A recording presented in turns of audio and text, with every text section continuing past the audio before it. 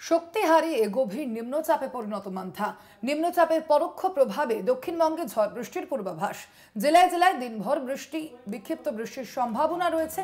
আমরা বিস্তারিত জানবো। আমাদের সঙ্গে এই মুহূর্তে ফোন লাইনে রয়েছেন প্রতিনিধি কোয়েল মণ্ডল। কোয়েল, এই মুহূর্তে দক্ষিণ 24 পরগনার সামগ্রিক আবহাওয়ার কি পরিস্থিতি?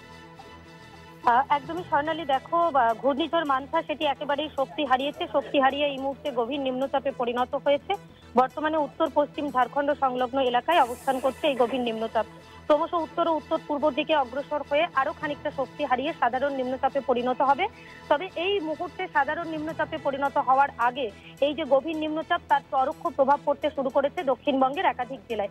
আলিপুর আবহাওয়া দপ্তরের পূর্বাভাস অনুযায়ী দক্ষিণবঙ্গের পূর্ব মেদিনীপুর, উত্তর এবং দক্ষিণ 24 পরগনা, হাওড়া সহ কয়েকটি জেলায় আজ দিনভর বিক্ষিপ্তভাবে ঝড় বৃষ্টির পূর্বাভাস রয়েছে।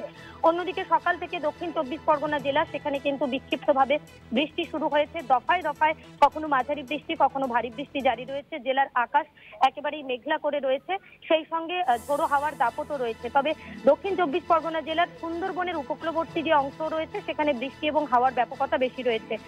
তুমি জানো, কয়েকদিন আগেও কিন্তু 31 তারিখ পর্যন্ত মৎস্যজীবীদের সমুদ্রে যেতে নিষেধ করা হয়েছিল। তারা নতুন করে সেই দুর্যোগ কাটিয়ে সমুদ্রে রওনা দিয়েছিল। তার মধ্যে আবারও এই দুর্যোগের পূর্বাভাস। অন্যদিকে এই যে বৃষ্টি, নিম্নচাপের পরোক্ষ প্রভাবে সেই বৃষ্টিতে সব থেকে বেশি ক্ষতির আশঙ্কা করা হচ্ছে ধান চাষের ক্ষেত্রে। কারণ এই মুহূর্তে মাঠে প্রচুর পরিমাণে আমন ধানের চাষ করা হয়েছে, যেগুলো একেবারে পাকার মুহূর্তে।